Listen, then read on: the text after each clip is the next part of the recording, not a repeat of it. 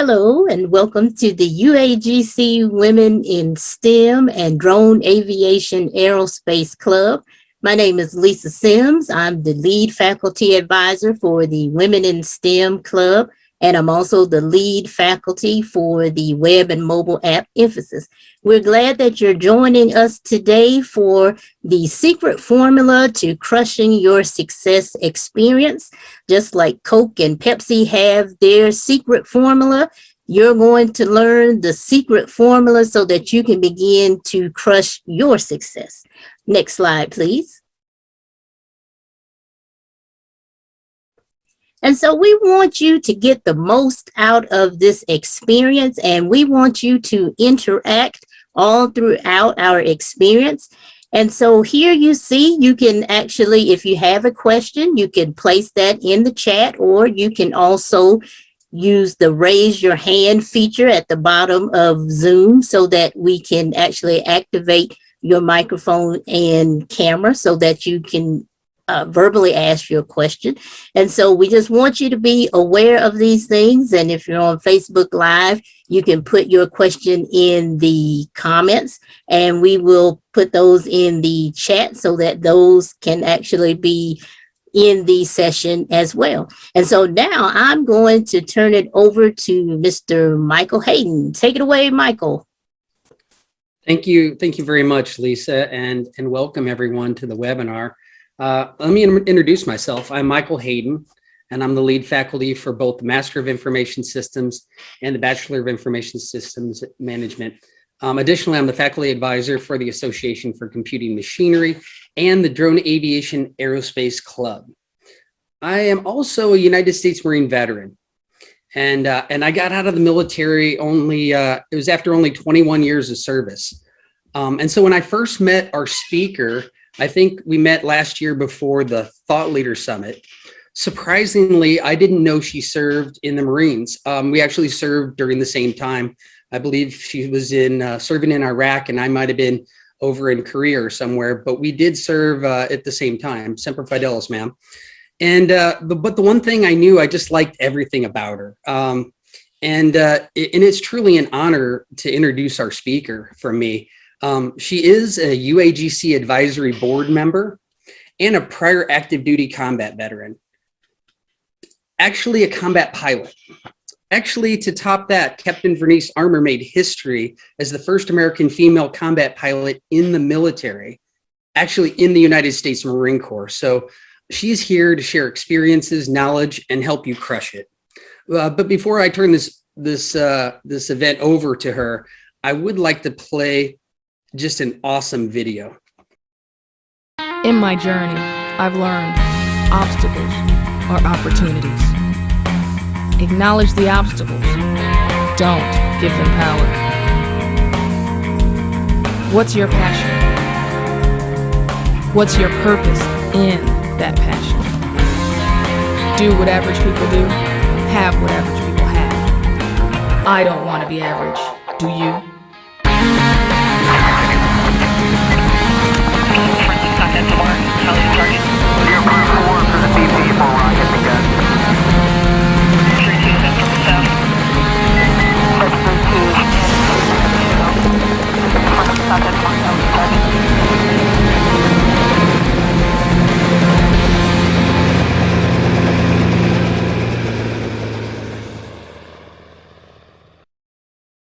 Wow.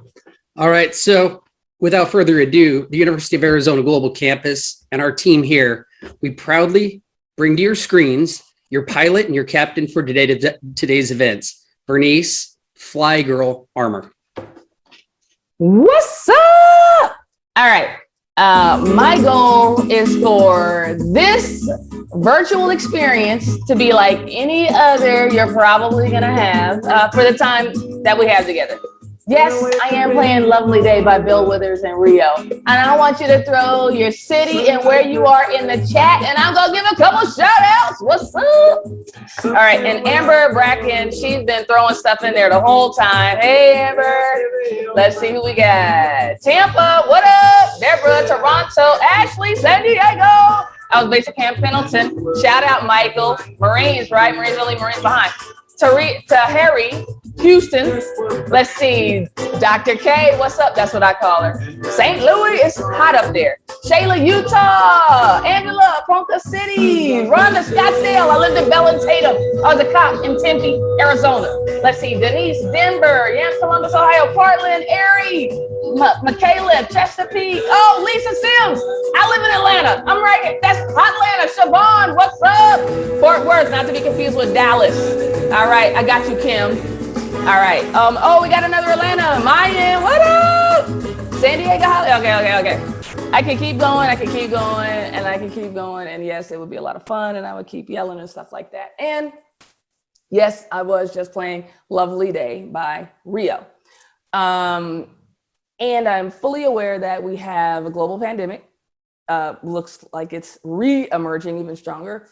Economic recession for a whole lot of folks who still don't have a job, or, housing moratorium is getting ready to end at the end of this month. So they're trying to figure out where they're going to live. A little chaos in our nation, right? With racial reckoning, a lot of transition going on. And I'm playing Lovely Day. Absolutely. Why? Because honestly, it's going to be up to us to create the lovely day in our world. And when we change our world, we can change the world, right? So, and I'll be honest, everything that's happening right now reminds me of combat. It was like complete chaos, right? Because the enemy was shifting, the situation was shifting, the plan was shifting, we were shifting, right? Everything was in transition, just like combat. And it reminds me of one of the missions, I will never forget it, just like yesterday. We were taking out this target that was known to have munitions in it, from C4 explosives, landmines, bullets, rockets, missiles, bombs, anything and everything the enemy could use to create IEDs, right? Improvised explosive devices.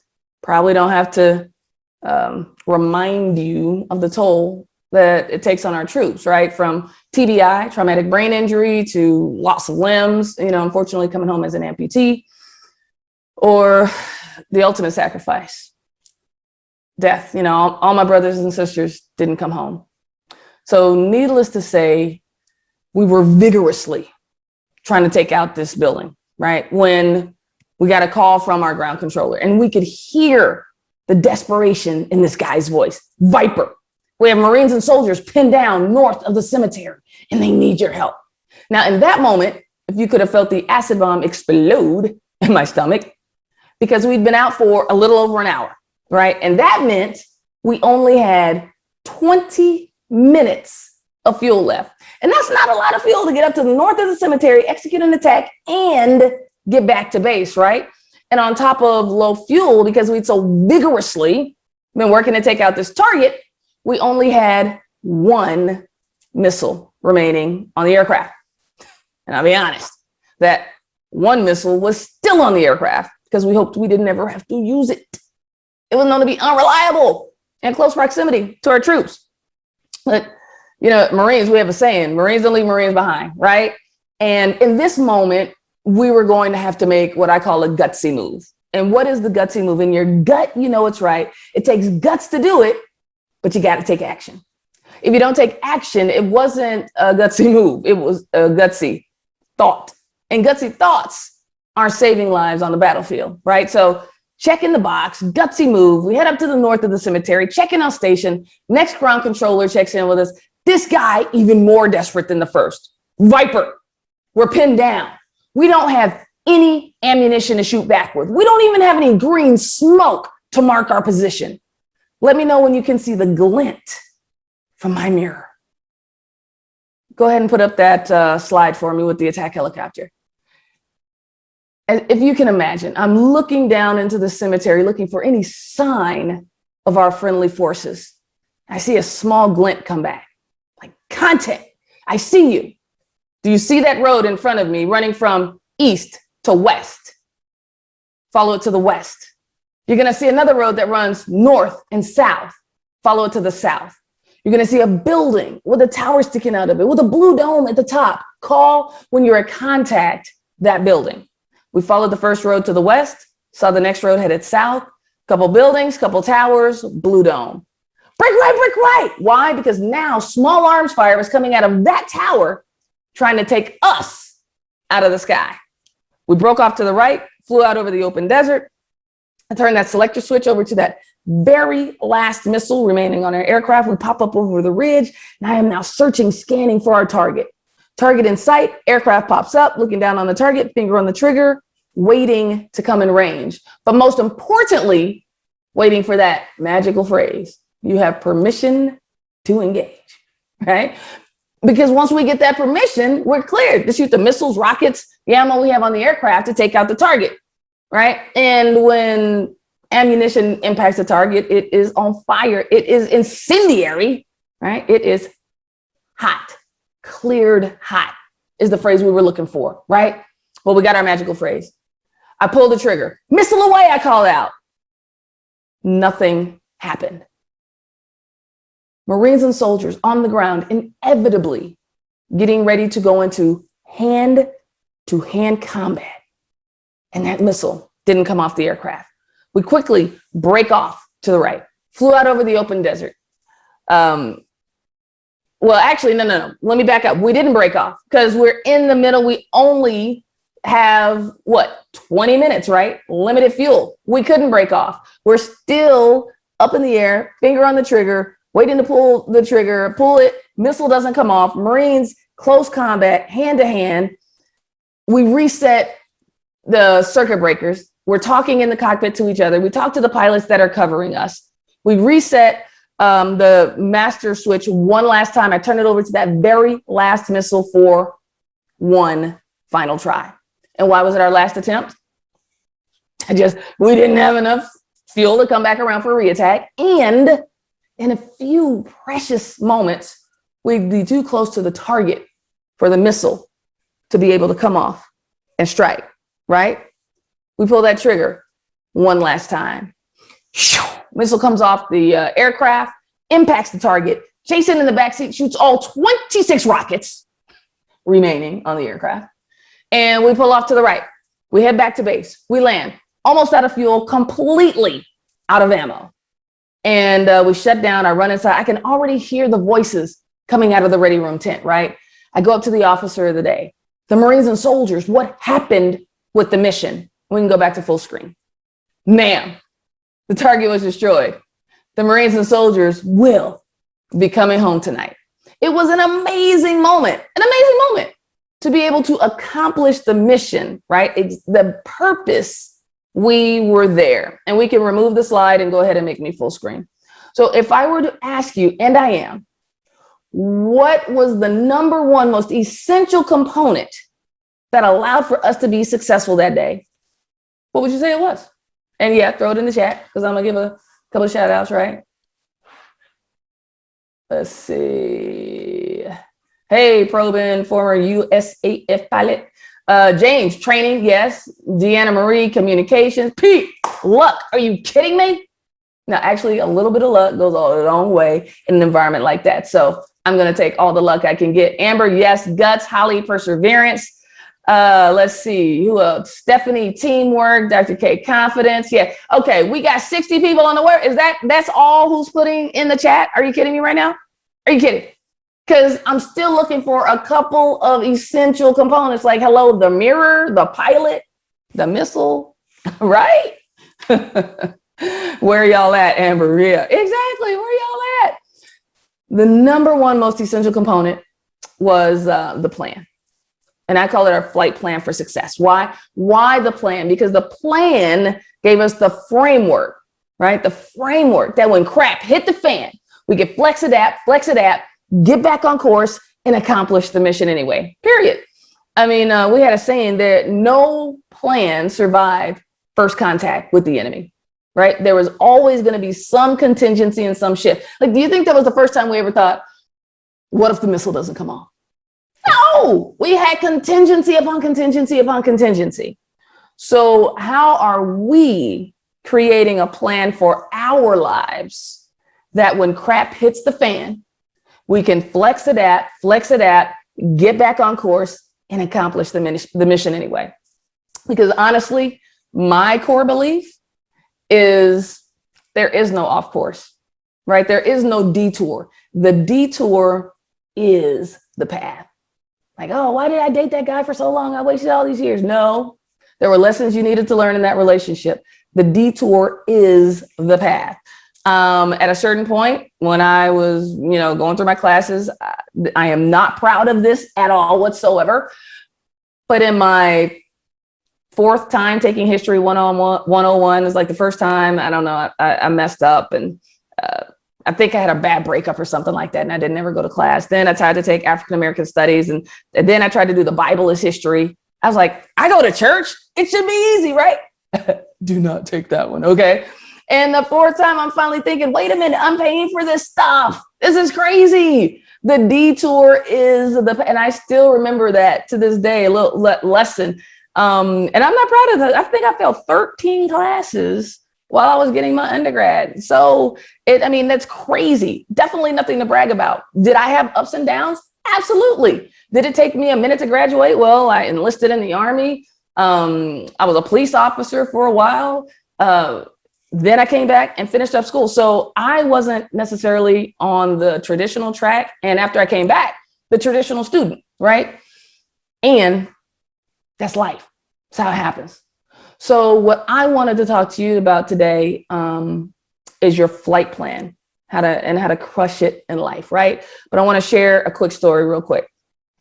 And Dr. K, throw it in the chat because I know our timing is a little different. So just give me a heads up. All right, real quick. I'm a speaker now, consultant, author. I travel around. I got out of the military, did 14 years, reserve and active duty. And I speak at conferences like leadership, this right here, but it's live, right? And I'm in my flight suit most of the time, and we'll do sound check, and I'll get out and I'll finish, and I'll walk around with my coffee, and I'm, taking selfies and giving hugs. And this is pre-COVID, obviously, right? Hugs and selfies with complete strangers. Who knew that strangers used to touch? Okay, I'm being a little facetious there. But inevitably, it would be a woman, and she'd walk up and say, oh my God, I love your outfit. And I'm thinking, what? This is not an outfit. 2 tours in Iraq. Are you like combat aircraft, 166 combat stories? This is not an outfit. This is a uniform. But I am from the South. So what did I say? Thank you. That's right. And she would inevitably say, no, you must be a pilot, right? Yes, ma'am. Air Force, right? No. Marine Corps. And she's like, oh my God, Marines, that is so awesome. They are the toughest. They are hardcore. They are bad. Girl, you are so bad. I am so proud of you. Wait a minute. They are the toughest. And don't get me wrong, but you're a woman. You're Black. And in that moment, I'm thinking, okay, yeah, forgot when I was brushing my teeth in the mirror this morning. Did you have any challenges and obstacles? Like, at that point, I actually start laughing. Like, of course I had challenges and obstacles, but everybody has challenges and obstacles. I mean, like, police academy was hard. Officer candidate school was hard. Becoming a Marine was hard. Flight school was hard. Combat was hard. All the guys in there with me all had challenges and obstacles. I mean, even the average white guy has challenges and obstacles, right? And if you're an average white guy, I'm not saying you're average by any means, but I'm pretty sure you probably had some challenges and obstacles, right? Everyone has challenges and obstacles. The key is acknowledge the obstacles. Don't give them power, right? Acknowledge the obstacles. Don't give them power. Now, trite quote, right? Definitely Instagram worthy. But I'm not saying everything is minuscule. No, it's not that at all. Like, if I'm driving down the road and I encounter a speed bump, what am I going to do? I mean, even though I'm in my Ford F-150 Raptor that's souped up to a Velociraptor, 600 horsepower, 4x4, dual exhaust, I'm going to slow down, go over the speed bump, pick it back up, probably very quickly because it goes 0 to 60 in 5.4 seconds. I love my truck, but I flew attack helicopters, so it fits, right? I slow down. I go over the speed bump. So I acknowledge the obstacle, didn't give it power, found the solution, and focused on success, period. That's what we do, right? Easy quote, easy to say, not necessarily the easiest to do. I mean, at one point I had broken down, I'm bawling my eyes out, and I called my mom and I was like, Mom, I am done. I don't have to deal with this. I don't have to take this from them. And what did my mom say? Baby, you did not work this hard, this long to give up now. Stop crying, dry your eyes, and go back to work. So what did I do? Stop crying, I dried my eyes, and I went back to work. But what was Mom essentially saying? Well, suck it up, right? Yes. But for today, we'll say acknowledge the obstacles. Don't give them power. Find the solution. Focus on success. So if we could, I'm going to run through the slides real quick. And I know we're a little short on time, but I really want to give you, and then because I really want to get to your questions and do Q&A, right? So if we could go to that first slide where it says flight plan. And whenever I say click, just go ahead and click to the next slide. Oh, okay, the colors changed. Gotcha. All right, so click. What's the first thing you do? We got to create our flight plan. Go ahead and click it for me. Go ahead and color. There we go. Where are you? Where do you want to be? The most important thing is in the beginning, do not think about the how. Why? Because as soon as you're thinking about the how, you start boiling the dream down to where you are in reality versus completing the dream. Like, what do you really want? Then bringing reality up to meet your dream. Next step is the pre-flight, right?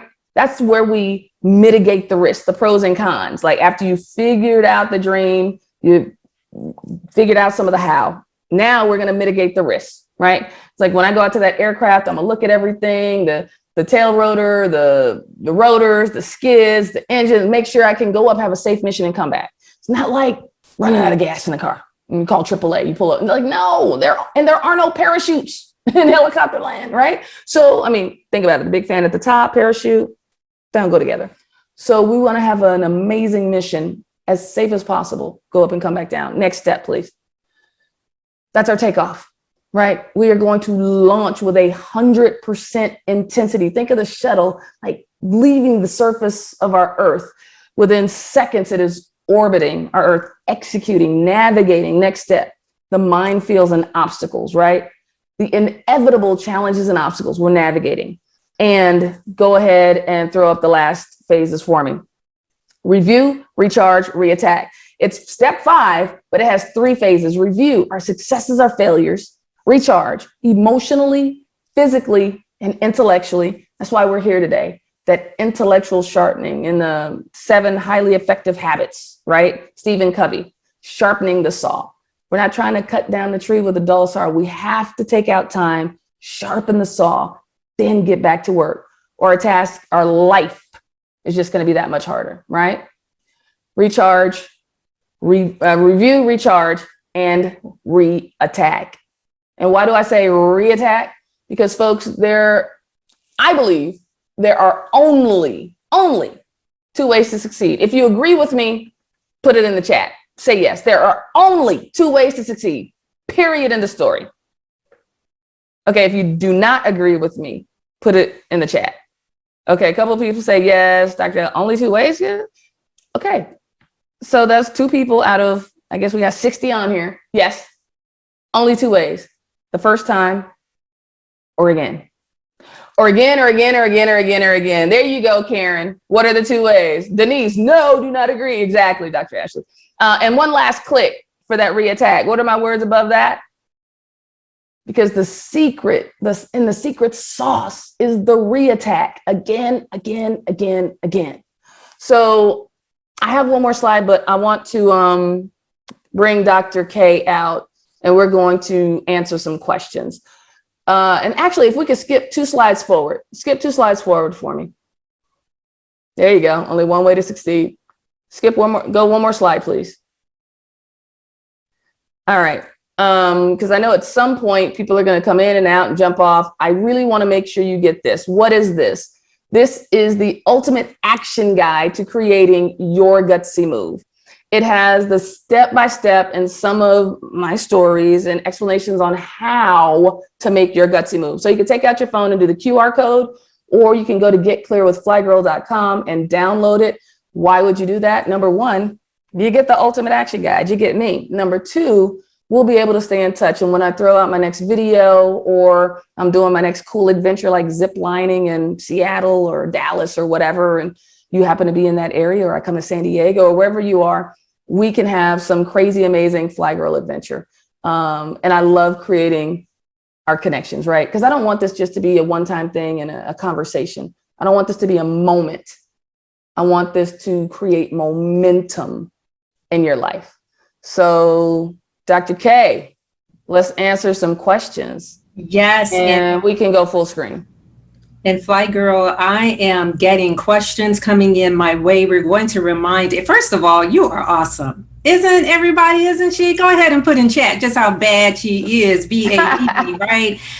You bring it, and you bring it with such energy. It's catching. And so we love it. And this is why we got questions coming in. Before we go into the questions, I'm going to ask Maya Johnson to go ahead. She's one of our students here at UAGC. She's majoring in psychology, BA in psychology. And as Maya goes ahead and opens up her mic, and Maya, go ahead and get your camera on, open up your camera. We're going to remind everyone, if you want to ask the question directly to FlyGirl and you want your mic opened, go ahead and raise your hand. Lisa told you how before. Raise your hand so our co-host will ask one of our co-hosts to go ahead and open up your mic. And so let us see that in the chat. If you want to go ahead and put your question in the chat, go ahead and do it. We have our eyes on you. So Maya, welcome to the floor. What up, Maya?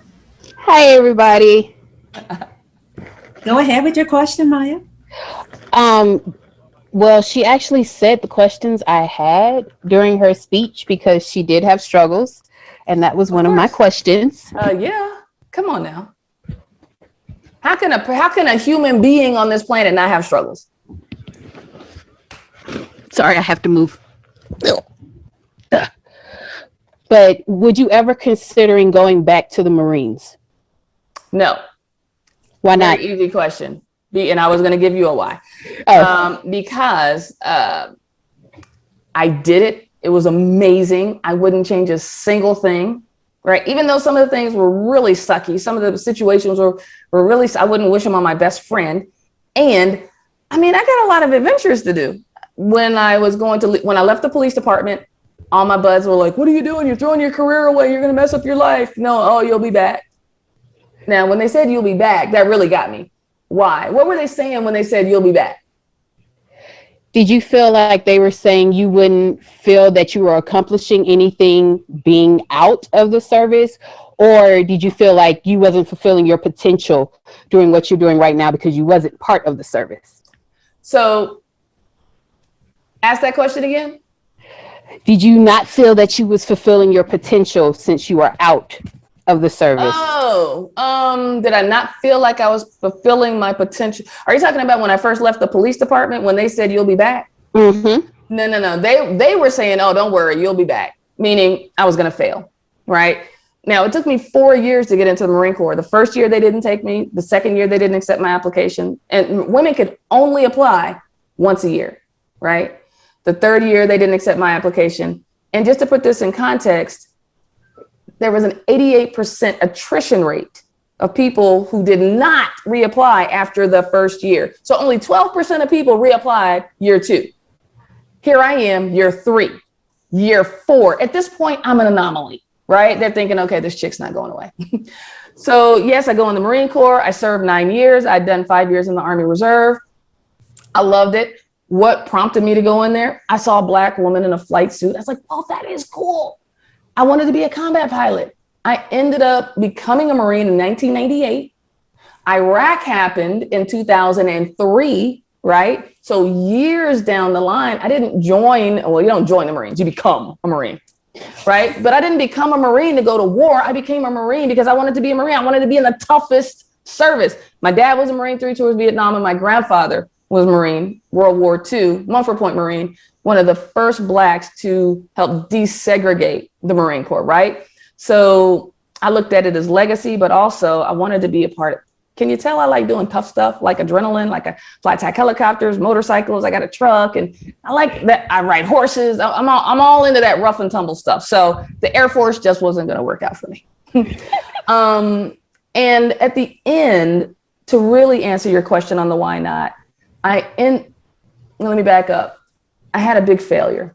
I failed a tactics test, which was a really big deal in the community that I was in, attack helicopters. And when you fail a tactics test, they don't keep you on the fast track, right? Now, if you can't tell, I like being on fast track. What did that mean? Fast track meant you could be a test pilot, instructor pilot, go to Top Gun, or go on an additional tour to Iraq. Since I failed the test, now I passed it the next week with flying colors. And I found out all the other guys had all the answers to the test, but I was in the females tent way across the base on the other side, right? But I held myself to the standard of I had the tactical manual. It was up to me to study no matter who had what answer, right? But I was devastated. Now, passed the test the next week with flying colors, but that wasn't the point. I didn't pass the test the first time when everyone was watching. I felt like I'd let so many people down, especially those guys in the squadron who didn't see what a minority or woman could truly do, right? So I ended up doing my 2 tours, went to headquarters Marine Corps, where I was a diversity officer, liaison to the Pentagon. I was a little pissed about that. I'm like, what? Diversity? Equal opportunity? How did I end up? I am a warrior. How did I end up in equal opportunity? So, well, Armour, they wanted a Black female pilot. I'm like, I'm the only one. How equal is that, right? Blown where you're planted. But because of moving there and learning about the whole world of diversity, equity, and inclusion, and working on a committee at the Pentagon to create diversity policy for all of the armed services, I saw that there was a need for a voice to be out there that was different from the voices that were there. And I knew I needed to strike while the iron was hot. And I did not see my career moving forward in the Marine Corps. Like, I really saw my purpose over here. And everything that I had been through was just preparation for what I'm doing now and for what I still have to do. Think about it. I mean, George Floyd took his last breath last year. And in this moment, in this time, I can be a voice. I've been a police officer. I've been a soldier. The people who are protecting our streets during the riots. I've been a trained diversity officer over a 220,000 personnel organization. And on the other side, an openly gay Black woman. I mean, that's crazy. Marissa Pencolis Estes said, "Do not fear. We were made for these times." So I believe that I have a big purpose. I probably don't even know the whole of what it is yet, but I know my past has prepared me for whatever my destiny is to be, Maya. And I'm really excited about it. And that means I won't be going back to the Marine Corps. You know what I'm saying? I got you. I get what you're talking about. I get why. First, I got it when you said you didn't feel like you could move any further, but then you also said everything you went through was preparing you just in case somebody else can get inspired by your story and then want to pursue it as well. Well, no, that absolutely already happened. I mean, I've had young folks come up to me and say they saw me on Oprah or wherever, and then they decided to get in the Marine Corps and they're pilots now. And I'm like, oh my gosh. And you never know who you're impacting. You never know who you're impacting. And I actually have one wrap-up story that Dr. Ivy, when we end Q&A, I'll share that story with everyone. Yeah. All right. Okay, Maya, thank you. Thank you. We got so many questions rolling here. I am going to ask Miss Tiana if you will open up your mic and your camera as well. And as Tiana's doing that, we got a question. How do you, I actually call her Dr. V. We all know people who've interfaced with her. She has a doctor coming her way, doctorate. Dr. V, how do you stay on target when others feel you're going to fail? I stay focused on my why. And I don't let, so I do stay focused on my why, but check it out. Just because they can't don't mean I can't. I'm not going to let somebody else's ability to not do something impact my ability. So, 80% of people's self-talk is negative. So when they start spewing that stuff out on me, I just tune it out. It's like, okay, they obviously don't know who they're talking to, because If I want to do it, if I set my mind to it, I'm going to accomplish it. It might take me a minute. Like if somebody said, oh, you can't do 100 pull-ups, I probably can't today, but give me a minute. And I would get like, ooh, put $1 million on it, something like that. Come on, you would too. So there you go. I love it. I love it. Well, Tiana is another one of our students, Tiana Sims, and she is majoring Master of Science in Criminal Justice. So Tiana, go with your question. So thank you, Dr. Ivy. Thank you, FlyGirl. I appreciate it. You are everything, just amazing. So I am a fireball myself, right? My husband is a Marine. Dad is a Marine. Niece is a Marine. Okay. Stepdaughter went Air Force. We're not going to talk about that though. And so I'm trying to find my footing in this, what was once a male-dominated field. Criminal justice. Criminal justice. I'm going into law soon, and I'm focusing on criminal defense. Gotcha. And in the part of the country where I'm at, that's unheard of. I am in Burke County, North Carolina. Population is like 90,000. Okay. Yeah, it's very small. And so my question to you is, how are you able to successfully break those barriers while staying true to who you are, your flair, your funk, your fire in a male-dominated field? I will be brutally honest. It was not always easy. I remember the papers wrote this one story and it said, confident Cobra pilot, blah, blah, blah. That was the headline. And I just remember seeing it and I felt the acid bomb explode in my stomach because I knew that all the guys in the squadron were going to see it and say, oh, you just think you're all that and you're cocky and you're this. And even though I might have had the same swagger that they had, you know, everybody thought they were Tom Cruise, you know, rolling around Top Gun, right? And the staying true to yourself question is really, it's a deep one because I remember I used to cut my hair really short, like a one guard like this, but all over, right? Especially when I was in combat. And when I went to headquarters Marine Corps, I made sure I had a fresh cut the day before because I wanted to make sure when I showed up, everybody knew this is me. 2 weeks later, it's time for a haircut. I cut my hair again. My colonel said, Captain Armour, a couple of generals don't like your hair. They think it's radical and you're going to need to grow your hair out. And I'm like, whoa, wait a minute, sir. Like, I've been wearing my hair like this for about 3 years. So are you telling me that it's okay to go to combat and die with my hair like this, but I can't work at headquarters Marine Corps with my hair like this? And I remember going and speaking to one of the generals that was my mentor. And we were just talking about different things. And I didn't talk about the hair part, but he said, Luke, I was a captain at that time. Captain Armour, one thing I learned early on in my career is you can be right and you can be dead right. So do you want to be dead right in the water and not able to do anything? And in that moment, I had to decide, what did I really want to do with my hair? Because I've worn my hair all kinds of ways. And did I really want to die on the sword on principle on wearing my hair like that? And some people would say, oh, well, that's selling out if you grow your hair out because they told you had to grow your hair. You know what? At the end of the day, you have to decide, what do you really want?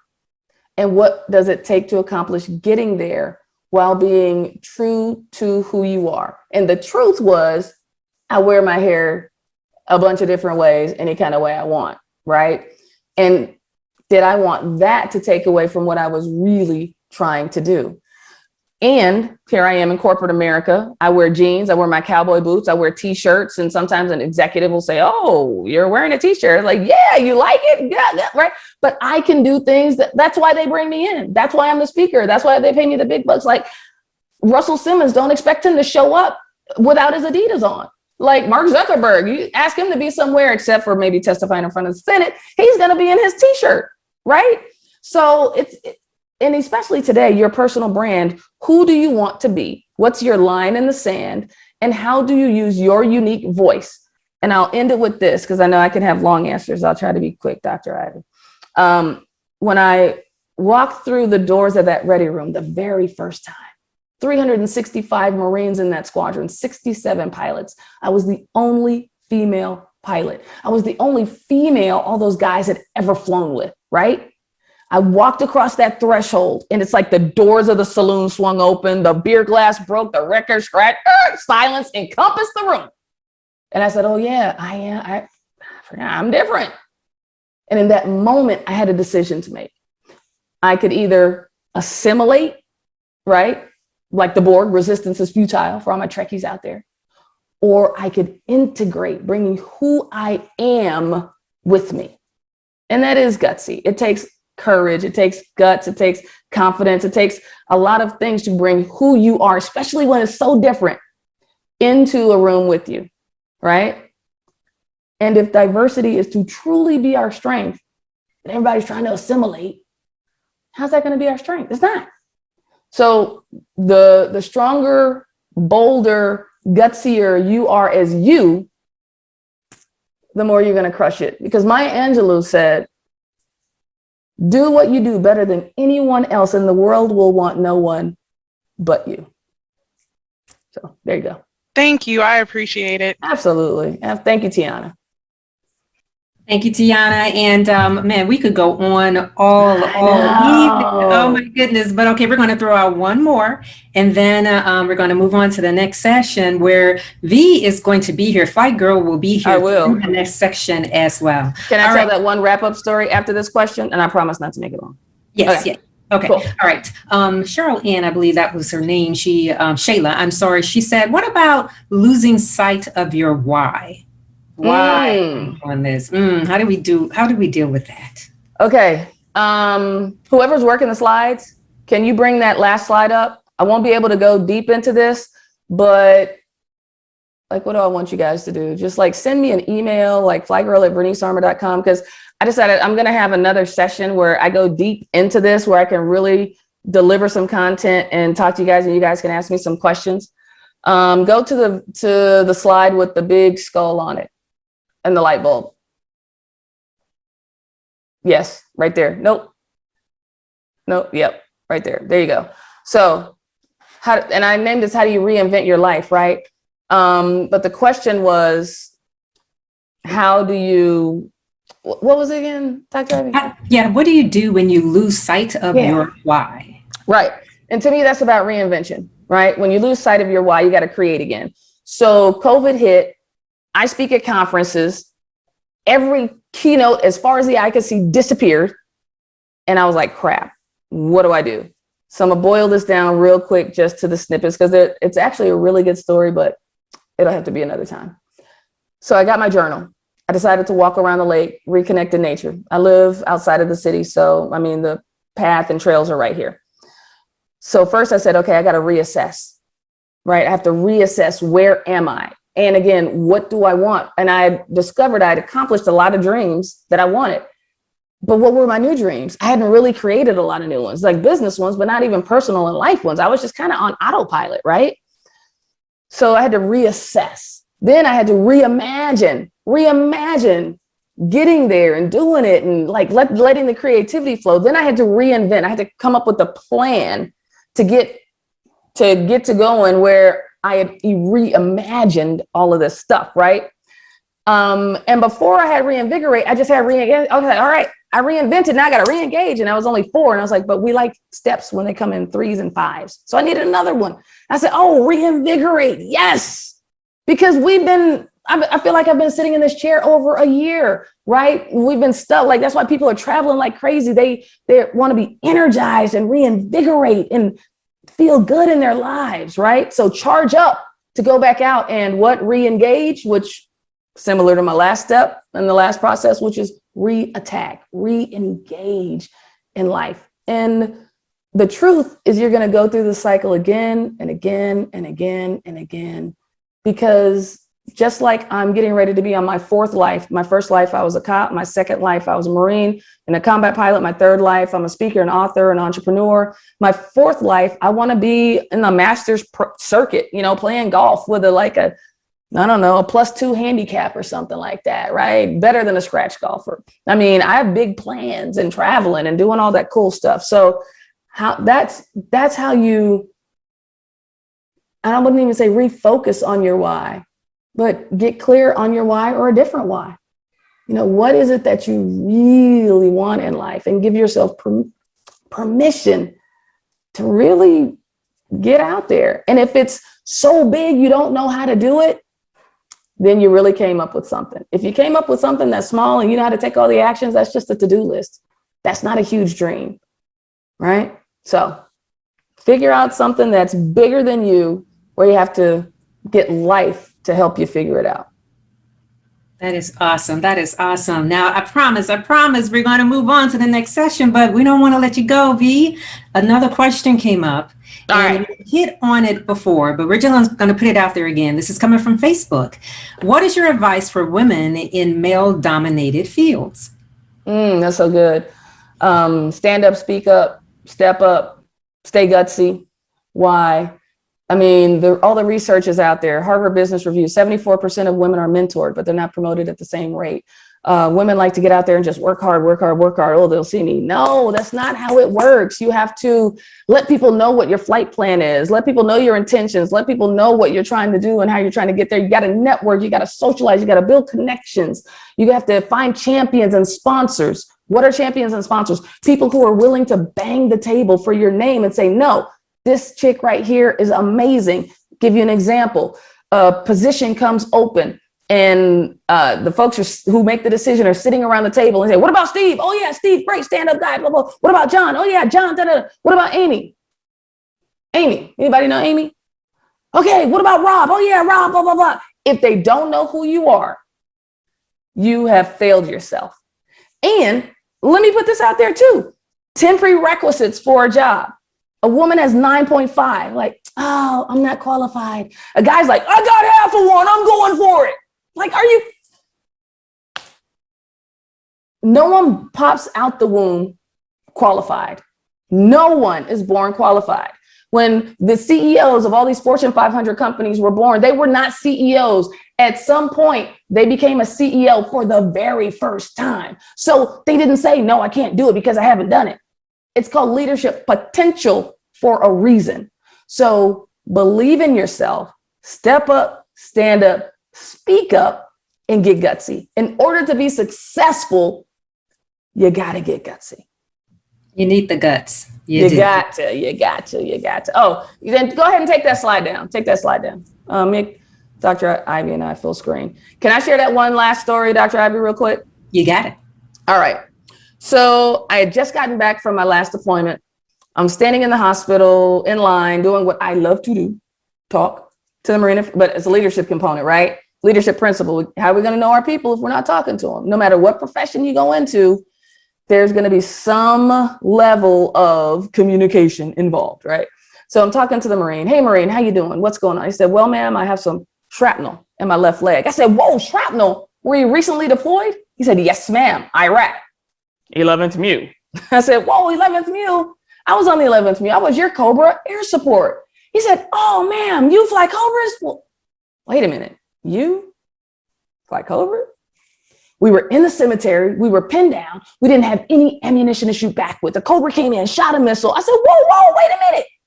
That sounds like a mission I was on. Paired it up, same mission, same aircraft, same missile. And we started hooping and hollering, woo, yeah, all right. And we were not in the psych ward yet. And he stopped and he stared at me and he said, ma'am, you saved my life. Like, wow, right? One mission, one goal, one team. That's who we are as a community, as a nation. And when people ask me about being Black or woman or gay or cop or vet, and you know what the Pledge of Allegiance that I said one nation under God, indivisible, with liberty and justice for all. And that's what I believe in. So that's awesome. That's awesome, V. And also you are hitting on the importance to know your value, right? Know what you bring to the table. Sometimes others won't tell you, right? Sometimes they don't want to tell you. The haters aren't going to tell you. Come on now.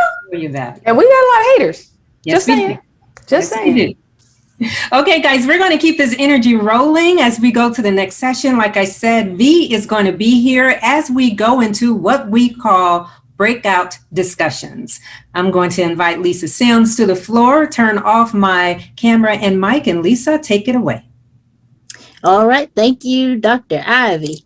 Well, FlyGirl touched on a lot of topics during her topic. And so what we're going to do now is we are going to have our breakout discussions. And if I could get the slide up just to kind of familiarize you with how it's going to work. And you can, as we get to it, you can place your questions in the chat, or you can also use the raised hand feature as well for the topics that we are going to discuss. We have 4 different topics that we are going to discuss. And if I can have the next slide, please. And so just to kind of give you an example of how these breakout discussions are going to work, each one of these sticky notes have a question on them, and you can look at them. And if that particular question is your question, you can let us know the number. Now, if you don't see your question on these sticky notes, that's fine too. You can still raise that question. You're not limited to the questions that are on those sticky notes. So we're going to unpack some of the topics that FlyGirl touched on, and we only have 10 minutes for each one of these breakout sessions. I know, we got a lot of things we want to say, but we only have 10 minutes for each discussion topic. And so our first topic, which seems to be a popular one, is overcoming obstacles. And I'm going to bring on the Women in STEM Secretary, Mayan Colden, who is going to kick us off. Take it away, Mayan. Hello, everyone. I'm Mayan, and welcome. Today, we're going to talk about obstacles. Just to give you a little bit of information, obstacles are blocks that can get in the way of us achieving our goals. They can be a means to motivate you and push you past your limitations, or teach you who you truly are in times of need. Just to start it off, does anybody want to go first or want to talk about obstacles? And just to make you aware, if it's not on the screen, you can still go ahead and ask the question.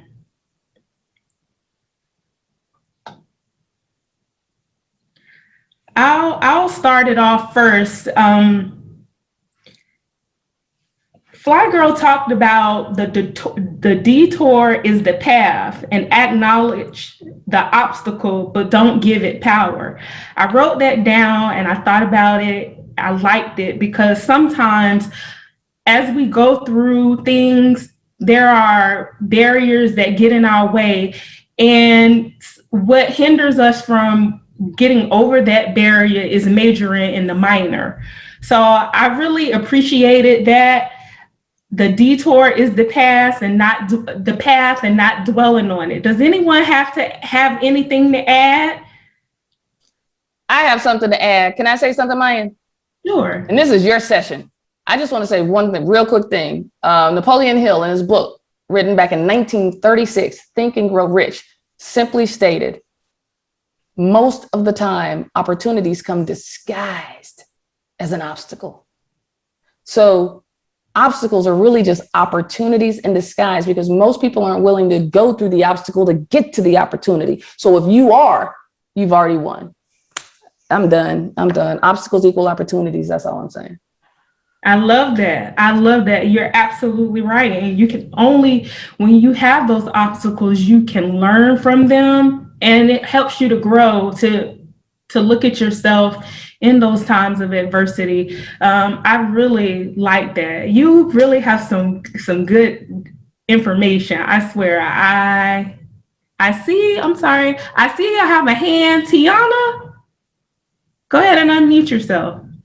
Yes, and with that, I did want to say that I was listening with intent. to everything that was said in this webinar today.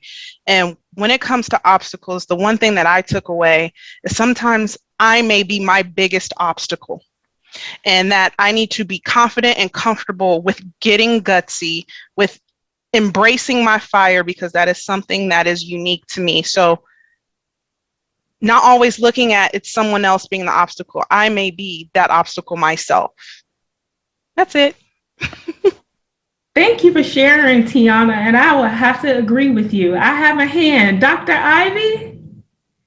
Yes, everyone. I just wanted to mention this. To me, when you are taking the step of forging new directions, be it on an innovation direction, be it on moving an organization from where they are to the next, let me tell you the truth.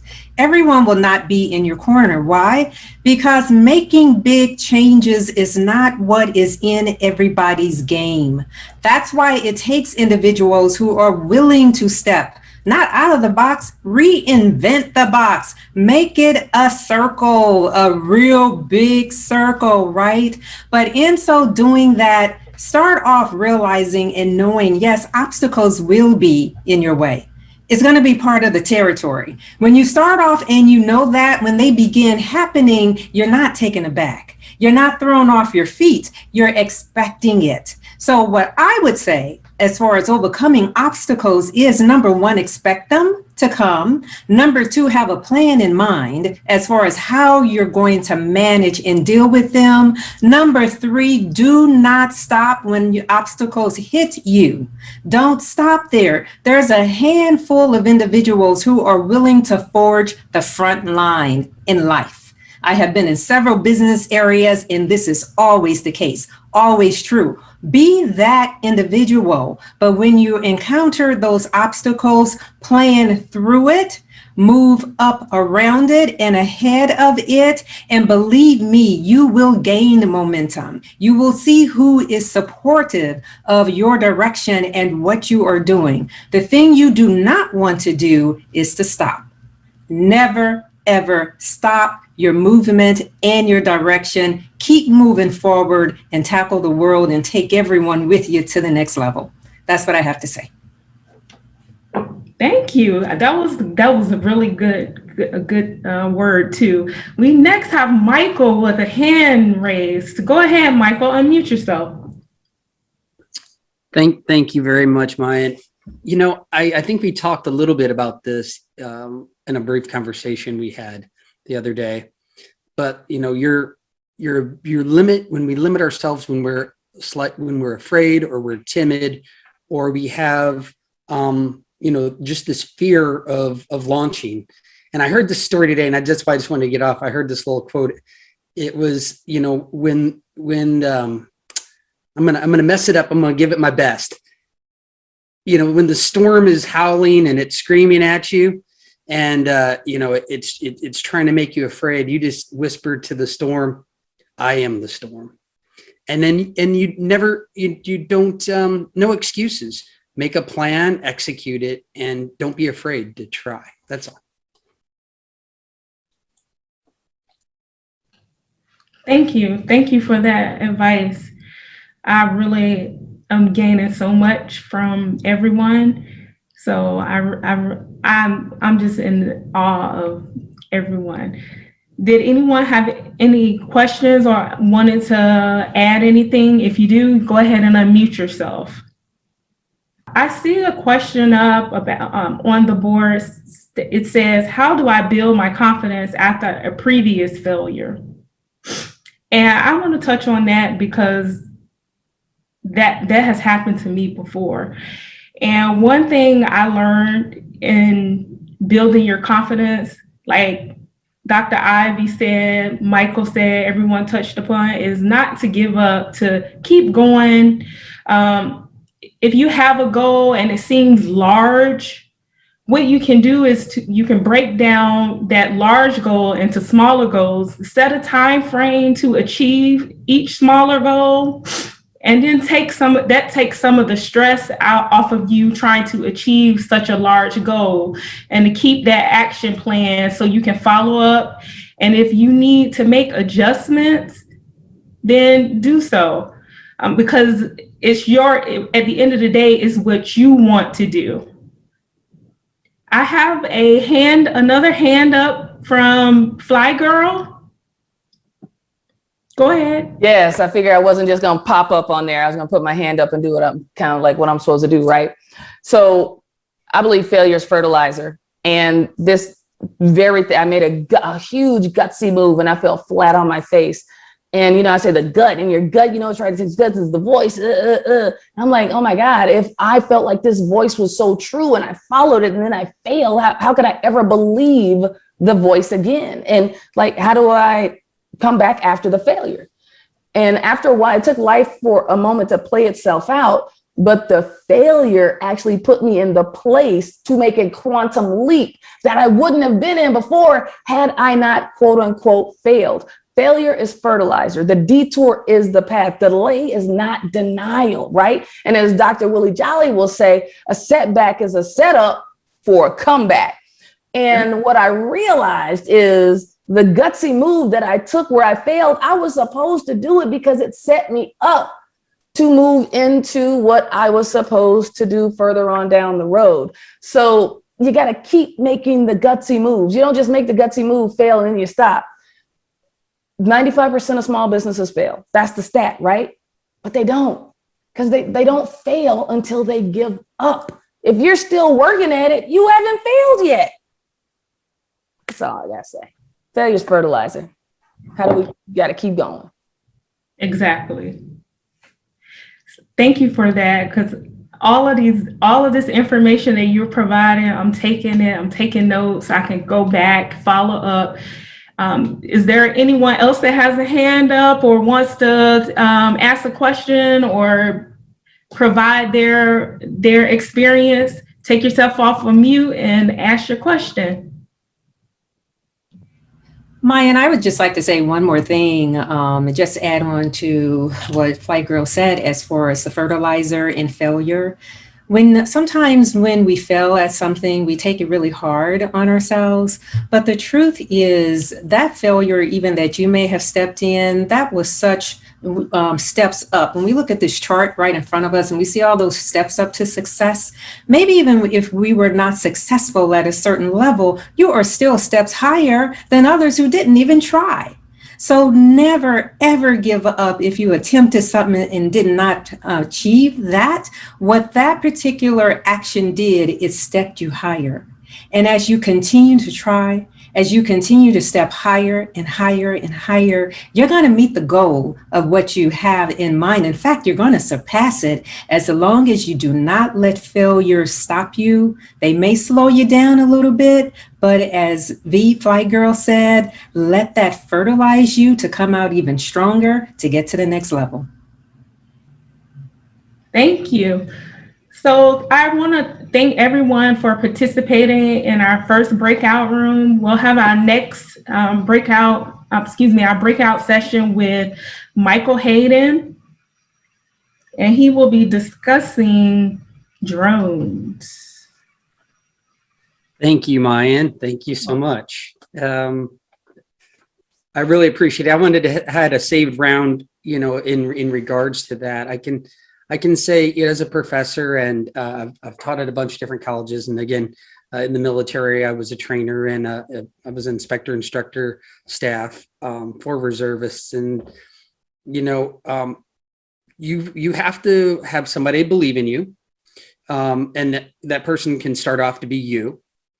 And you will work hard and you will make everybody else believe in you. And then you'll champion it and everybody's on your team when they see you doing well. So never be afraid to try, and just know that everybody around you will see you trying. And we as a professor, and I could maybe speak for the other professors here,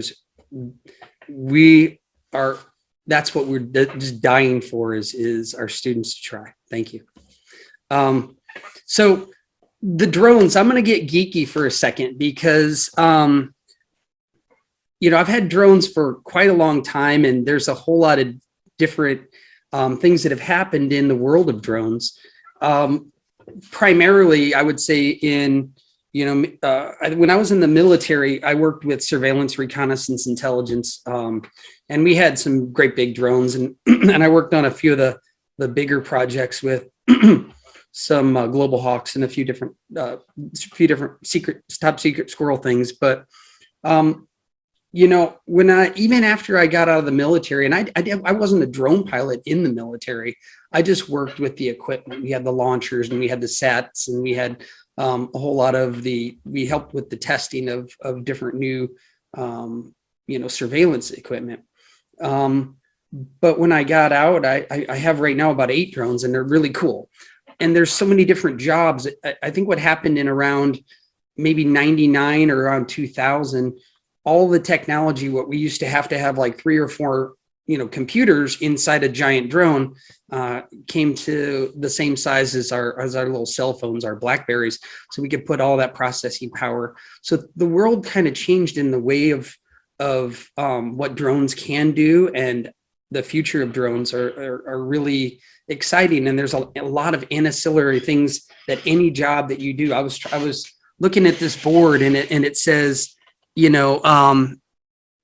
are drones used in my career field? And I don't think there's almost no career field. I challenge you to tell me a career field where a drone wouldn't work or wouldn't be of of help and support. But this is a question and an answer for everyone. And how this works is, I want somebody to come off of mic, and it can be pro, it can be anyone, and let's have a discussion about these little Post-it notes, because each one of those Post-it notes is actually an adventure. And even this first one, if no one's gonna want to come off mic, if I don't have any questions, right off the bat, if you don't know what a drone actually is, drones come in really 2 flavors. You have like a fixed wing, like an aircraft, that generates lift, and it has to maintain forward motion in order to fly. And then you have multi-rotors that are commonly the drones you'll see.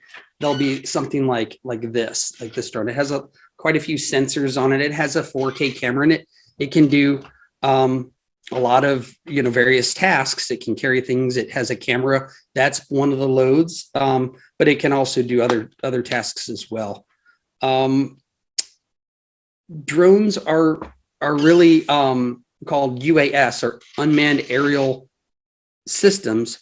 The drone is an unmanned aerial vehicle, in a UAV, but the actual system is the controller, the software, the transponders, a few other things continue to, as the FAA brings out new rules, we have new parts of these systems. Let's see, does anybody want to open up a topic about drones? Is anybody interested at all in drones? Michael, I see a question from a Jamie, and she's asking, she says she's in real estate, and she'd like to know, how can drones, her knowledge of drones, help her to advance in her career field? Well, that's a real good field to be in for supplementing your knowledge and your capability with drones and move up to a higher level. A lot of the time, when you get a drone, you have to have a license to make money with the drone. So in the real estate field, you could do a couple different things. You could film and pay and have people pay you to actually go through houses or go above houses, do inspections on houses, take video throughout, do a virtual tour in 4K, where you get the 360 camera view, and then you can actually utilize the multi-rotor drones to do that, to actually do a complete 360, where you used to have a camera and move it around. A lot of people will just be able to take a drone in and actually develop a whole video walkthrough of every angle of the house and what it feels like to be in the house. My wife's a doctor of architecture, so some of the things that they do, other than just real estate, if you're a real estate, say, developer, you would utilize a drone as the project is being developed to inspect different areas that they used to have very dangerous high, cranes, or people would be out on walking on those I-beams like you see in the movies. Or so there's a whole lot of different things you can do with the drone in the real estate field.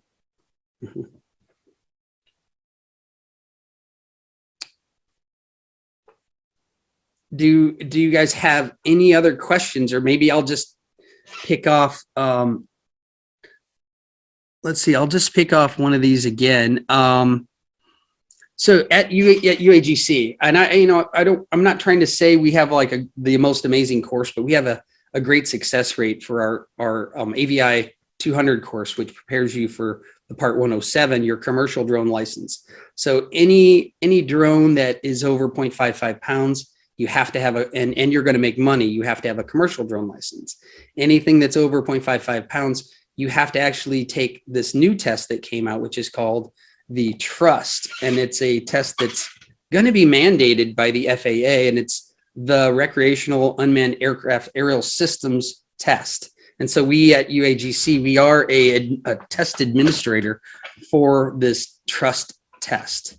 So you could actually go to our website and learn about drones, which pulls off another one of these tags, and you can take your recreational flyer. So every drone that ever is purchased for, I guess, in perpetuity, you'll have to take this test if the drone is over a 0.55 pounds. So, but you can take that test at our website. It's trust.uagc.tech.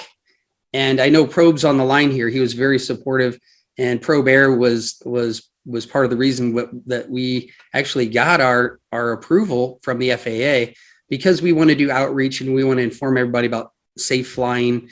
And, again, all of the things that you do in these classes, you actually become a pilot. You learn everything about airspace. You learn about the different areas. You learn about how to request approval to fly in areas. And there's a bunch of different tools that you utilize before you fly. And that's actually one of the tools. So, but it's an amazing course, and I would recommend it highly. It's very sought after at our school. We have other classes at UAGC too. We also do drones and cybersecurity. So that's another one of those I can pull off this list is, we make things safer. There is a lot of hackers out there, so you can utilize drones to pinpoint people. You can use them for area perimeter security, and then you can also use them as counter offense to other drones. So right now we've got a lot of really great tools within the government, and they're just starting to get out into the mainstream. But as bad people do stuff, we got to be able to protect the good people. So drones are used in so many different ways. We also have a drone emphasis in criminal justice and homeland security. And let's see, we also have one for marketing, and that's another great business you can get into. Just having a drone license, it's a 5-week class, and you can do really well with having a drone. I have about 8, so I'm kind of geeky on them right now, but thank you guys for listening. Do I have any other questions? Is that it? I've got one question here. What do you recommend a JROTC unit should prioritize for starting up a drone team?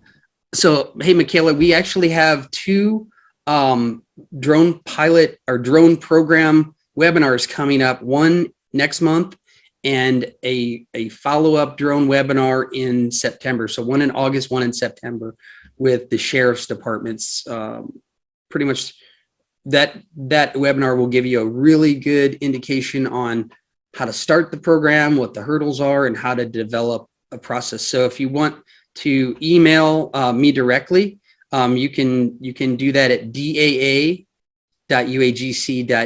That's my Drone Aviation Aerospace Club. So, and then, as Probe is saying, and any kids, I was gonna allude to this. The first time I got a drone that was worth its merit, the first thing I did, even though I knew I probably shouldn't do it, but I didn't really know what the rules were, in essence, for just regular people. But I took that thing as high as I could fly it. And that's absolutely a good way to get a big federal fine and possibly jail. So if you go to this UAGC trust course, as Probe is saying, and kids can take it 13 years old, but it really gives you an indication of, one, the safety measures, but two, it teaches you a whole lot about the theories of lift, and it teaches you Bernoulli's principles. It's a very small course, but you also learn about safe flying, and that's what this course is about, this trust course. Thank you, Probe, for adding to that. And it is important to fly safe, so thank you. And it's totally free. That is, yeah, thank you, Probe. Yep, it is totally free. And that's all I've got, Dr. Ivy. If we can continue on. I'm not sure who the next speaker is. Thank you, Michael. I'll go ahead and bring on Siobhan Andrews, who is our Women in STEM president, and she's going to be discussing, give me a second here, marketing yourself, confidently marketing yourself. Take it away, Siobhan. Thank you so much, Lisa. So again, my name is Siobhan, and I'm president of the Women in STEM Club here at the University of Arizona Global Campus. And today at my session, we're going to speak about why it is important to be confident in marketing yourself. So think about commercials and brands. And have you noticed that most foreign expensive vehicles do not have as many commercials as maybe Ford or Dodge or Toyota? And it's because their name speaks for themselves. We're aware of their brand because it just, no need for publicity or any type of fillers. We just know that they're supposed to be good cars. So use this analogy for how to build your own confidence so it shows and glows when you're speaking, and you'll be positively remembered when your name comes up. So be yourself, be smart and confident, even when others may not believe in you. So let's go over to my whiteboard here, and we can definitely pick up a question, or if anyone has a question over here, or at least a comment. Hi, Siobhan. I'd like to kick us off. This is Karen. Hi, Karen. Go ahead. How important is it in building your own marketing brand? You mentioned that before, but building your own brand, can we talk about that? And also being sure that you're not keeping yourself, boxing yourself into the same little box. So when you market yourself, create your brand, how important is it to step out there? I can give you my own example. I started off at my job in just regular customer service, and people knew that I was good at my job, but I was not getting recognized for promotions like other people were. So I talked to my supervisor, and I was like, what is it that I'm doing or not doing that is causing me to be looked over when my numbers are great, my metrics are great, but I'm not getting the job? And she let me know, because of my introverted ways, I'm not quick to step out of the box. I'm very much sheltered in my own world, to where I don't appear confident in wanting that job or showing them why they need me within that job. And once she gave me that, it took a lot, but I went ahead and stepped out. I started putting myself in roles, putting myself in committees at the job, just putting my name out there. And because of the fact that people knew who I was because of my name, people knew that I was trustworthy because of stuff that I did for other organizations, I started getting more and more likes upon myself, to where I finally got that promotion that I needed. So it's always good to just put yourself, as you said, outside of that box, so that other people can see who you are, and you don't have to explain yourself. You're just known that way. Amen to that. Do we have any other questions, any other comments, or what do you feel is your meaning for marketing your brand, marketing your confidence, being more confident in yourself?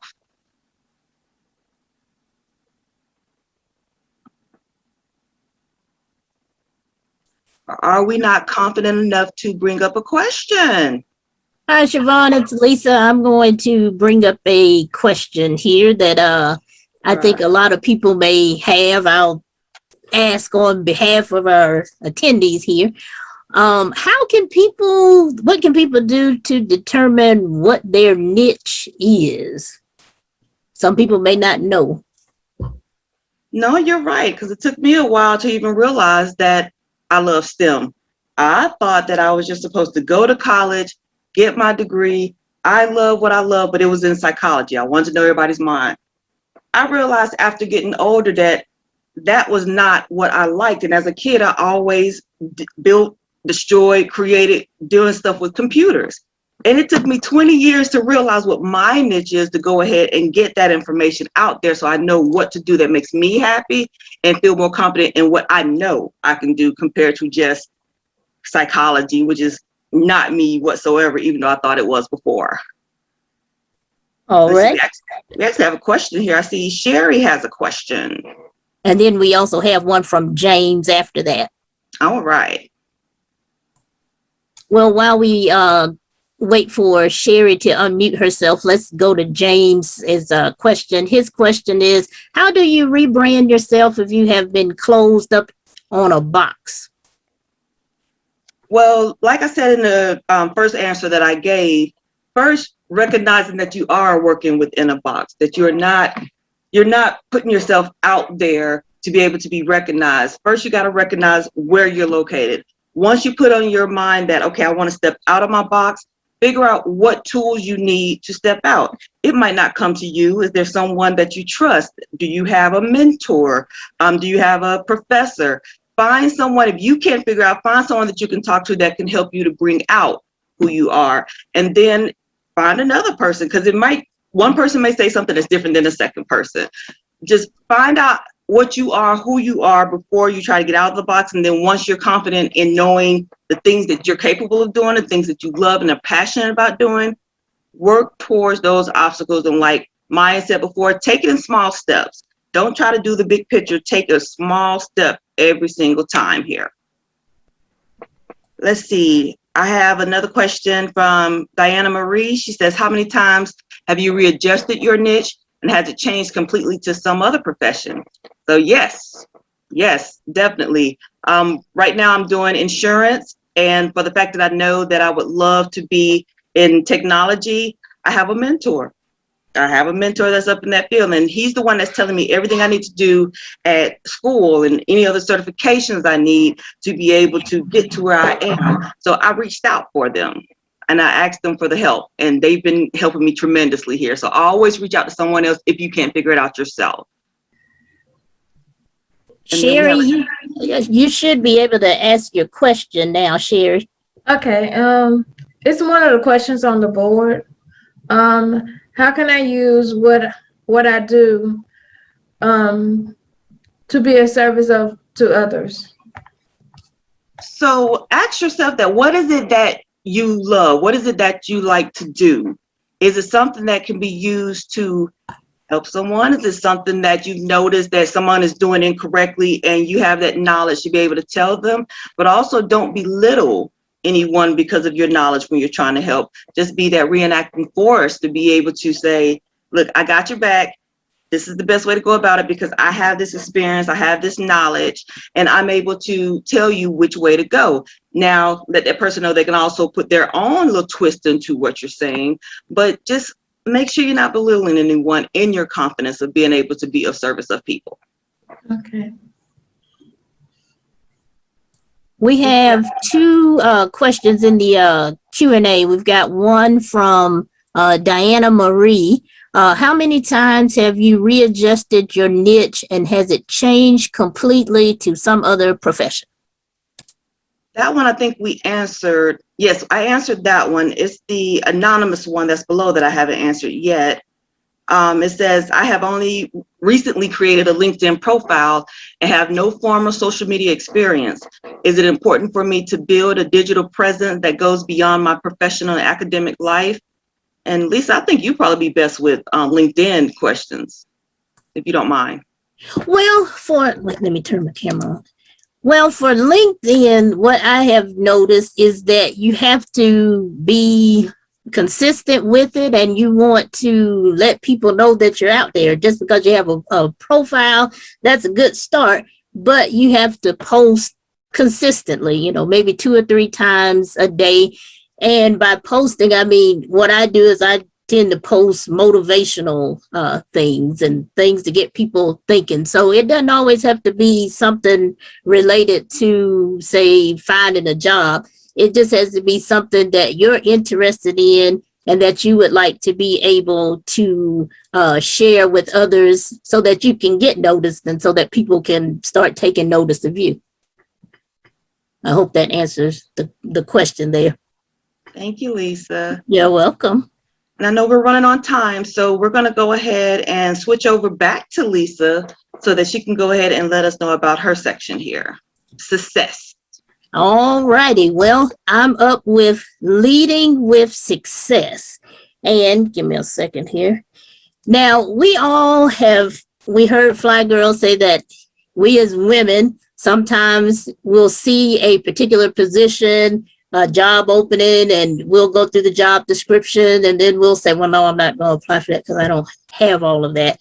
But it's not about it's not about the things that you don't have. It's about using the things that you do have. And case in point for myself, I'll just put it to you like this.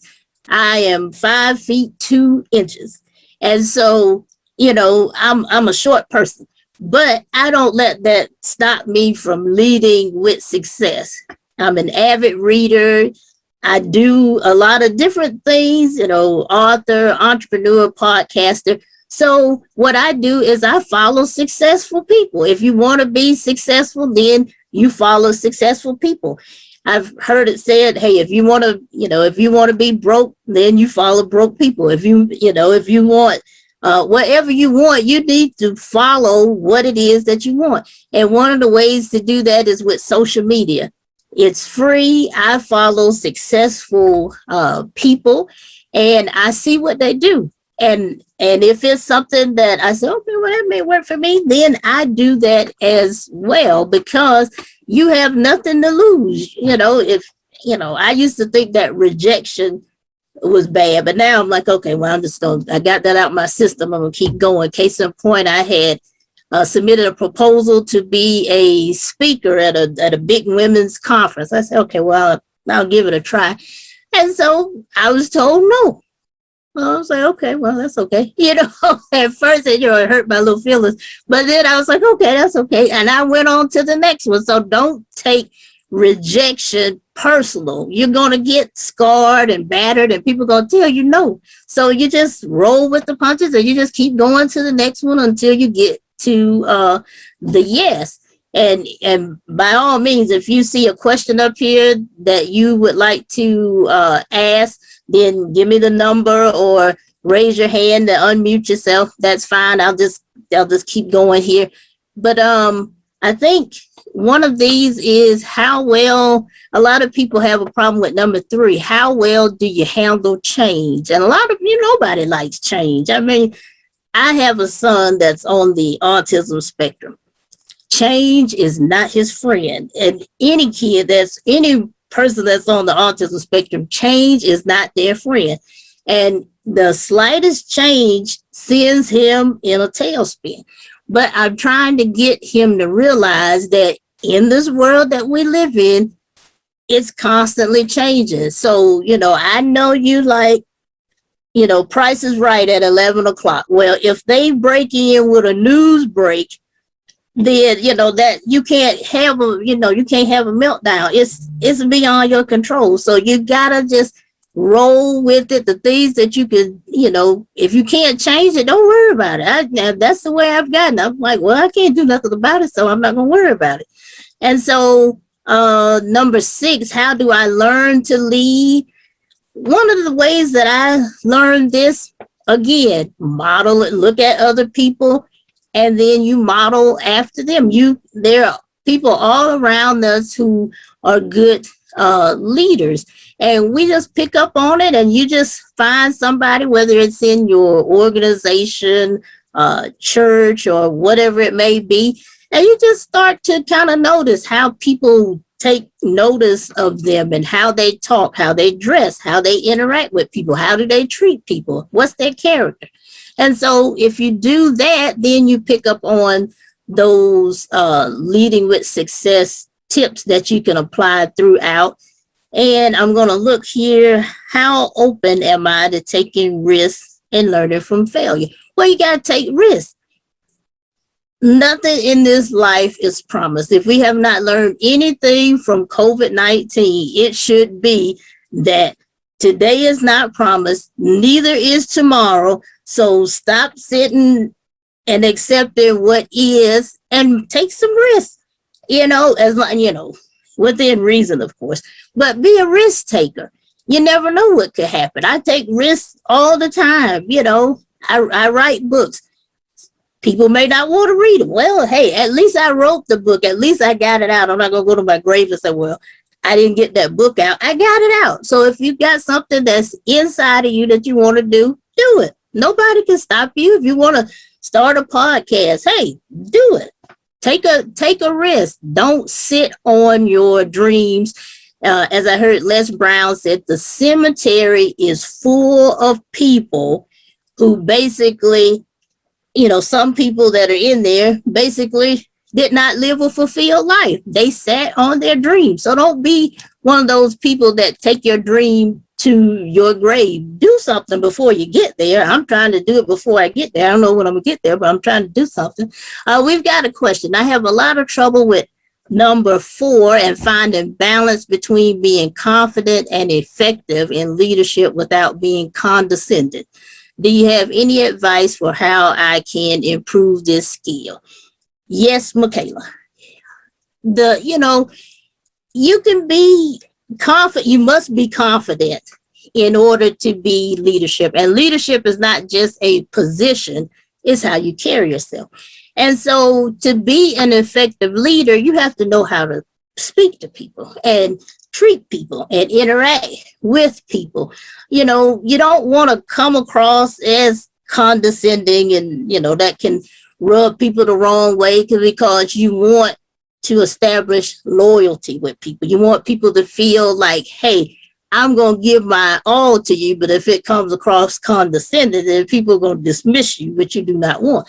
So just learn to be more empathetic and, kind of watch how you say things, and, the tone of how you say it can also be problematic. So just kind of put yourself in the shoes of the people that you are leading and kind of visualize what you would say to them being said to you. And if it comes across as condescending, then you might want to just kind of finesse that a little bit and make it come out a little better, like butter on a roll, before you get to them. That's my advice for you. I hope that helps. Anyone else have a question? If not, my time is running down, but. Lisa, this is Karen. Yes. I really just wanted to say again that leadership is not a title, right? Yes. As we have emphasized already, leadership is a position. Sometimes you're a leader and you're a leader without a title. You're a leader because you're the one that the team feels or someone feels can help to get the team to the next level. Team is important, and understanding that even though you're that person up in front, you are nothing without the whole team who is behind you. And so one of the ways of balancing that, do I sound condescending? To balance that is to remember the strength of a leader is the whole team that person is leading. And that helps to balance the leader when they're in that position. I agree. That reminds me, I'll say this and then I'll turn it back over to you. I was watching Kobe Bryant's kind of memorial service, and Shaq was saying how the other players wanted him to talk to Kobe because Kobe wasn't passing the ball. He was in a ball hog.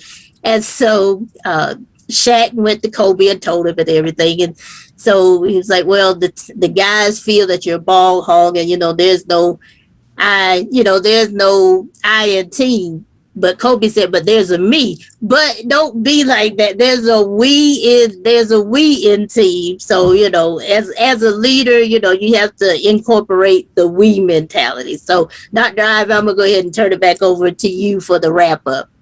All right, Lisa. Lisa, did you want to share a few words, though? Come back. Did you want to share a few words as far as everyone and being involved in the whole discussion flow?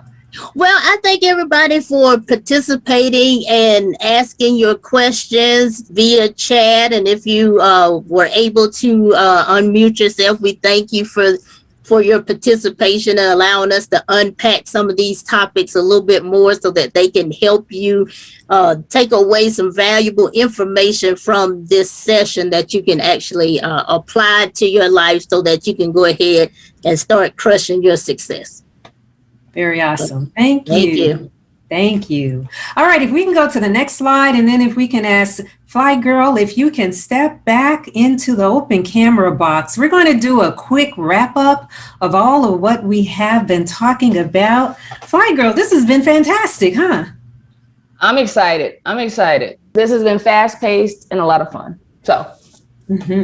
Well, just highlighting again, this is a masterclass. This whole event is a masterclass. So people can take away points that they learned during the class. Fascinating, total discussion. You talked about having a flight plan, how important it is to have that flight plan. And then just some of those points that you mentioned with your flight plan, you may have your original plan, but why don't you re-emphasize just one more time when you're going through your plan and then something changes and you have to reassess. Let's point that out once again. Right. So I think I like to say when crap hits the fan, right? You flex, adapt, get back on course and accomplish the mission. Now, earlier I said I didn't believe in being off course because the detour is the path. And if you were to ask the question, how often percentage wise is a plane when it's flying from, let's say, Atlanta to LA? How often is it off course? 99% of the time. It's constantly making small adjustments to get on course. It's just like when you're driving down the street, your wheel isn't just frozen. You're constantly, making little adjustments, stay in your lane, get over, right? Same thing. So life is always happening. Situations are always changing. The battlefield of life is transitioning. And at any moment, you got to flex and adapt. Get back on course, stay focused on the mission, acknowledge the obstacles, don't give them power. There you go. And so in none of all of what you just said, is it true that you will not encounter obstacles? Is it true that you will not have challenges? Let's talk about that a little bit more. No, it is true that you will encounter obstacles. And I know you're saying that to create this conversation because the bottom line is life is full of peaks and valleys, right? And if we didn't have the lows, we really wouldn't even appreciate the highs because it would be all the same. And whenever you see a flat line in life, what is that? It's like it's death, right? It's the heartbeat, it's the up and down. Now, the goal is if this is the line and this is the peak and this is the valley, to make this the peak and then this the valley. And the valley doesn't have to be as low as your beginning valleys, right? But there are always going to be ups and downs in life, period, end of story. But it's contrast. It's contrast, meaning they break each other out. So we really enjoy the peaks. And sometimes you can make the peaks a lot longer than the little valleys and then get back up to the peak, right? That's good. That's good. Now, in the breakout discussions, a lot of discussion was there as far as having confidence. How do I build my confidence? How do I deal with all of this? And some of the final points that you talked about were get charged and reattack. So let's talk about that reattack part once again.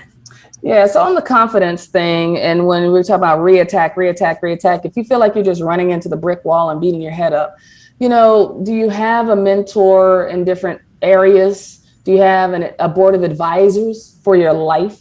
And when you're looking at asking people for their guidance and their mentorship, make sure it's like, don't ask the broke person for financial advice, right? Make sure you're talking to people who are enjoying some of the success that you are looking to create. And I've had tons of people over the years say, oh, will you be my mentor? Will you be my mentor? And I actually said yes. And then they never even followed up, right? So are you staying in touch with people who can actually help you and guide you on the path? And as far as building up your confidence, the more you take those steps and make gutsy move, and a gutsy move isn't just this huge move, a gutsy move for somebody with cancer can be getting out of bed that day, right? Mm-hmm.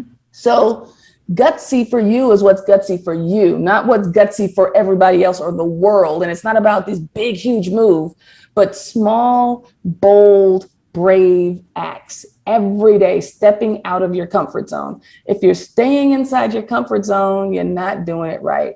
If you're a little bit scared, you're on the right track, right?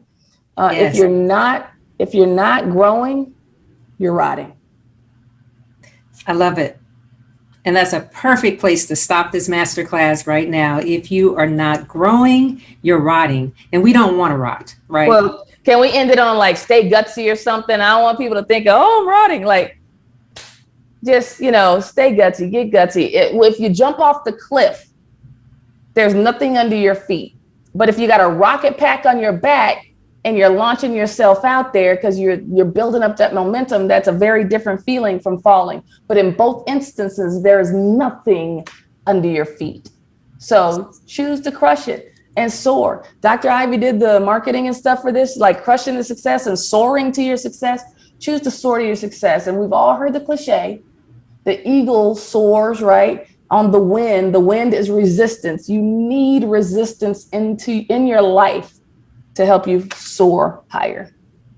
Awesome. Awesome. And that is the ending note. Very good. So this has been wonderful. Vernice, FlyGirl, Armour, you are awesome. Energy throughout this whole webinar has been sky high. And everyone, go ahead, guys, put it in the chat. Give us comments what you feel over everything that you learned throughout this masterclass.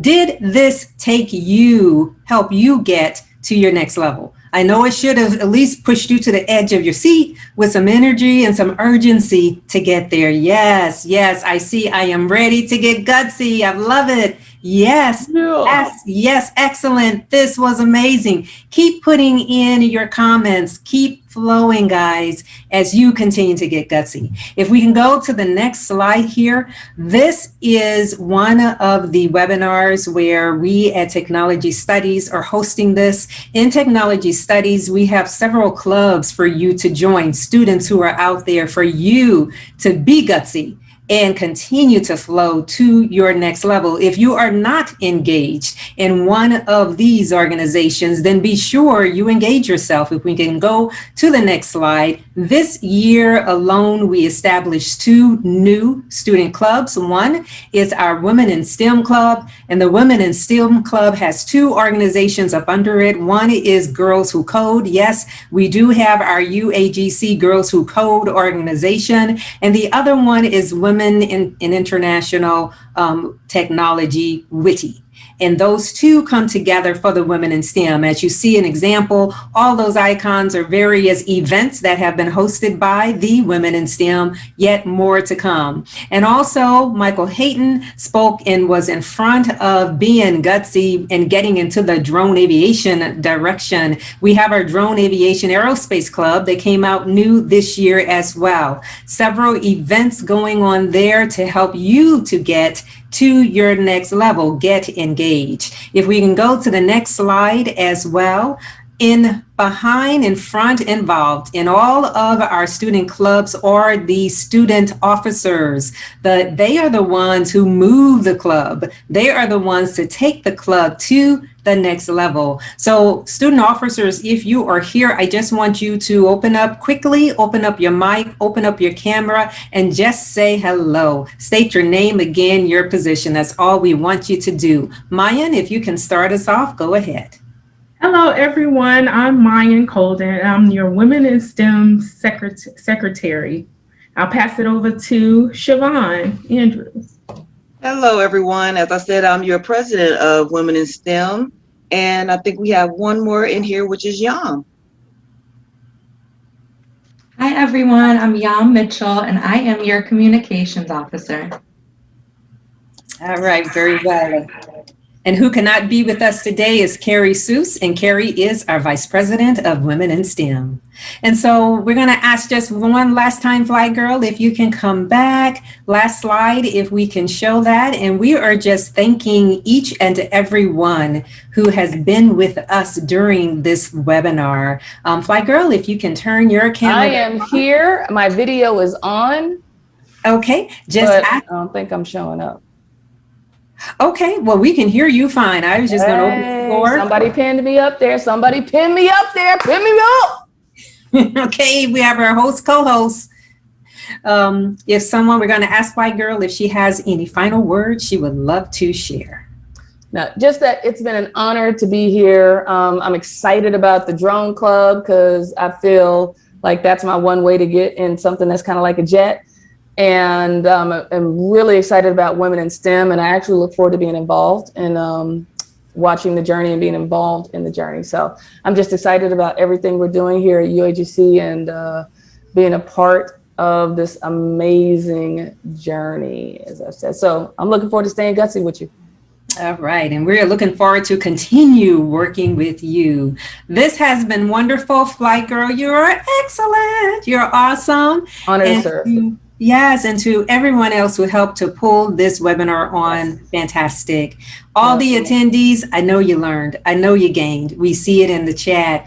Check back with us. We're going to have more to come in the future. We're going to ask Ms. FlyGirl if she can put on another masterclass to help us all get to the next level. And do look out for all the activities that we have planned through our student organizations here at UAGC.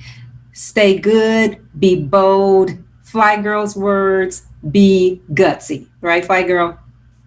All right. Thanks, everyone, for attending. You take care. Bye-bye. Take care. Stay gutsy. Hit me up on Instagram, you guys. I'm out there.